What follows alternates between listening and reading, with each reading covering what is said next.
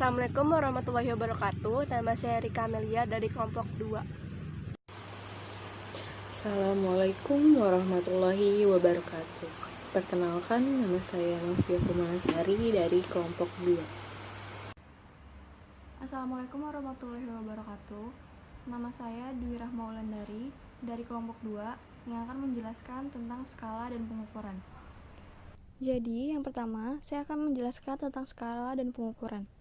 Secara garis besar, skala bisa diartikan suatu titik atau garis yang berderet dan mempunyai jarak yang sama, dan dapat digunakan dalam mengukur tingkatan tertentu.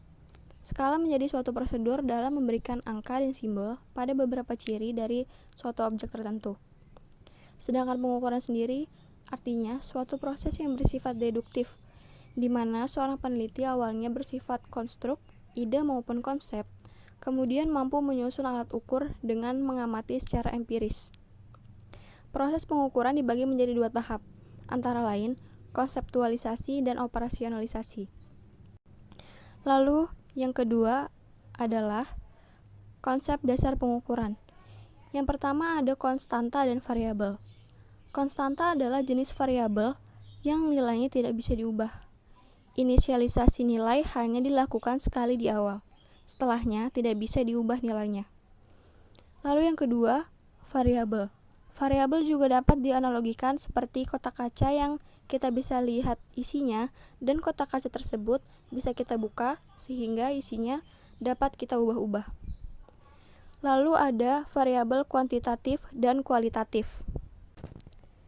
Yang pertama adalah variabel kuantitatif. Artinya, suatu variabel yang hasil dari pengamatan dapat bervariasi dalam hal jumlah, tentunya dalam melakukan suatu penelitian. Yang termasuk dalam variabel kuantitatif adalah angka kelahiran, angka kematian, angka penduduk Indonesia, dan sebagainya. Lalu yang kedua adalah variabel kualitatif. Kebalikannya dari kuantitatif, kualitatif artinya variabel yang hasil pengamatannya bervariasi dalam jenis, bukan jumlah atau tingkatan. Sebagai contoh, variabel cara pengelolaan sampah, status perkawinan, jenis agama, dan lain-lain. Lalu yang ketiga adalah variabel diskrit dan kontinu. Variabel diskrit adalah variabel yang berupa data pengkategorian atau membedakan atau pengelompokan jenis tertentu. Biasanya, data untuk jenis variabel ini didapatkan dari hasil menghitung.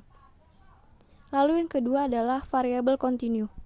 Merupakan variabel yang datanya bisa dioperasikan secara matematika. Data untuk variabel kontinu didapatkan dari proses mengukur sehingga data tersebut bisa berbentuk pecahan atau dalam bentuk desimal, misalnya 3,5 meter, nilai 7,5, rata-rata 7, dan lain-lain. Secara umum, variabel kontinu memiliki nilai-nilai yang merupakan hasil pengukuran. Variabel kontinu dapat digolongkan sebagai data ordinal, data interval, dan data rasio. Yang pertama adalah data ordinal. Data ordinal merupakan data peringkat, misalnya peringkat 1, peringkat 2, peringkat 3. Dan angka peringkat 1, 2, dan 3 memiliki makna lebih tinggi atau lebih rendah. Lalu yang kedua, data interval. Berbeda dengan data ordinal, data interval merupakan data yang sudah dapat digunakan dalam operasi hitung. Dan yang ketiga, data rasio. Data rasio merupakan data pengukuran yang juga dapat digunakan dalam operasi hitung.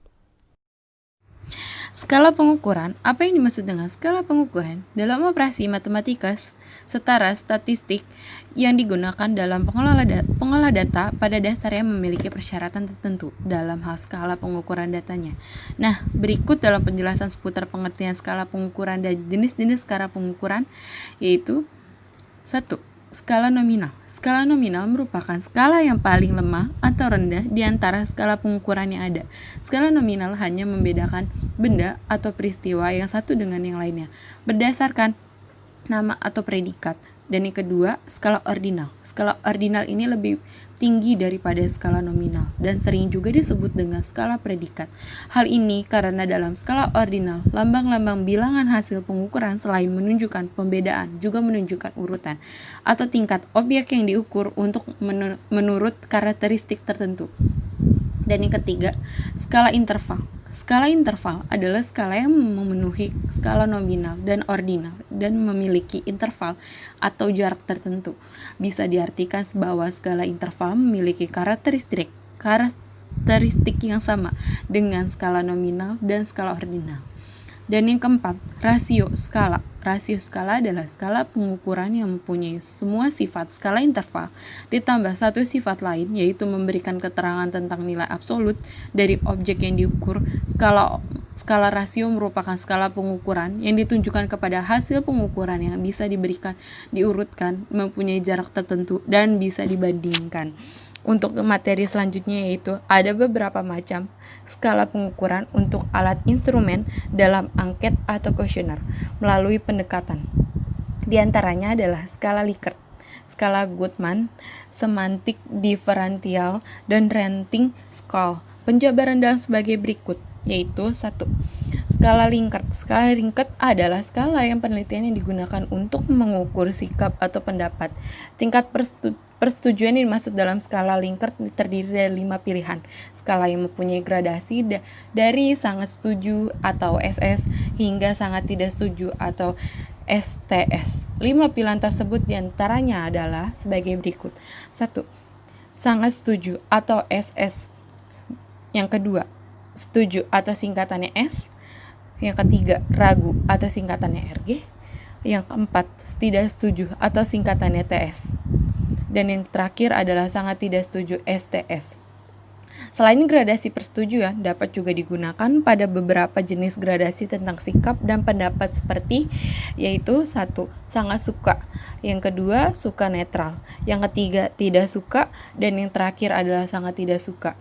Dan selanjutnya adalah materi skala Goodman. Skala Goodman dikembangkan oleh Louis Goodman. Skala ini mempunyai ciri penting, yaitu merupakan skala kumulatif dan mengukur satu dimensi saja dari satu variabel yang multidimensi, sehingga skala ini termasuk mempunyai sifat unidimensional. Dan selanjutnya itu skala Trustonen. Trustonen adalah skala yang disusun agar responden memilih pertanyaan yang ia setujui dari beberapa pertanyaan yang menyajikan pandangan yang berbeda-beda. Adapun langkah-langkah yang dilakukan dalam pembuatan skala Trustonen adalah sebagai berikut, yaitu 1. Dengan mengumpulkan sejumlah pertanyaan. Dan yang kedua, pertanyaan dan pertanyaan diberikan kepada responden. Dan yang ketiga, mengklarifikasikan pertanyaan dan pertanyaan tersebut. Dan yang keempat, pertanyaan yang nilai menyebar akan dibuang, dan pertanyaan yang memiliki nilai yang sama akan digunakan dalam pembuatan skala selanjutnya. Dan yang terakhir yaitu skala diferensial atau skala diferensial, yaitu skala untuk mengukur sikap, tetapi bentuknya bukan pilihan ganda maupun checklist, tetapi tersusun dalam suatu garis kontinu di mana jawaban yang sangat positif terletak di bagian kanan garis dan jawaban yang sangat negatif terletak di bagian kiri garis atau sebaliknya. Perbandingan data dalam membandingkan suatu biasanya dilakukan dengan pembagian atau pengurangan, tidak terkecuali dalam pembandingan sebuah data. Dalam hal ini mengurangi bisa menghasilkan angka yang absolut dengan menunjukkan perbedaan dari dua angka. Ini bisa diterapkan dalam skala interval atau dalam skala rasio. Pada perbandingan data akan dibahas mengenai ukuran relatif, yaitu sebagai hasil dari suatu perbandingan dengan dua skala pengukuran. Yang A adalah rasio. Rasio merupakan suatu ukuran dalam hal ini untuk membandingkan jenis yang seringkali digunakan dalam perbandingan antara dua kelompok data. Selanjutnya, proporsi. Lain halnya dengan skala perbandingan rasio, data juga bisa dibandingkan dengan menghitung proporsi, merupakan bentuk khusus dari suatu skala rasio karena pada perhitungan proporsi, suatu pembagian merupakan jumlah elemen yang ada pada data pertama dan data kedua. Selanjutnya, persentase. Jika dihadapkan pada angka yang bentuknya adalah pecahan atau bilangan desimal, terkesan susah dan tidak menarik. Untuk itu, adanya solusi sebagai alternatif lain dalam perhitungan perbandingan data, yaitu presentase. Selanjutnya ada tingkat atau angka. Sebagai contoh adalah dari hasil sensus penduduk Tangerang Selatan pada tahun 2008 memperoleh data dari angka kelahiran total atau total fertility rate sama dengan TFR, dan angka kematian bayi atau infant mortality rate atau IMR yang cenderung menurun. Selanjutnya, tingkatan ketelitian. Pada suatu penelitian, banyak sekali perbedaan antara data yang sesungguhnya dari variabel yang ingin diukur oleh penelitian terhadap data yang dihasilkan pada instrumen dalam penelitian. Hal ini bisa disebabkan oleh dua hal. Adalah pertama, mengenai keterbatasan instrumen pengukuran. Kedua adalah ketidakakuratan instrumen, di mana instrumen sendiri disusun oleh manusia. Terdapat dua prinsip dalam pembulatan data untuk ketelitian dalam penelitian, yaitu dijabarkan sebagai berikut. Yang pertama, apabila ada angka hasil dari 90,15 ton, maka sebaiknya dibulatkan menjadi 9 ton.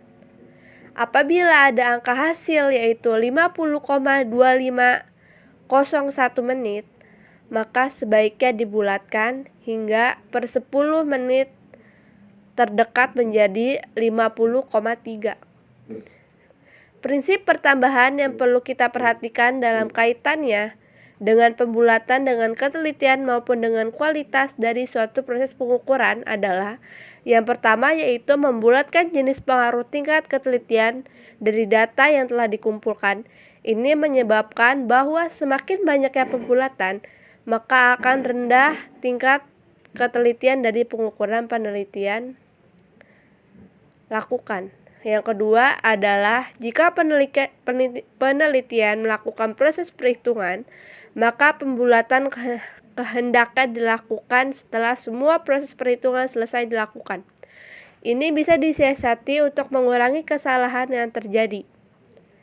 Yang ketiga adalah prosedur dalam pembulatan ini tidak bersifat universal, artinya hasil kesepakatan bisa dibuat meskipun di setiap negara mempunyai aturan yang berbeda.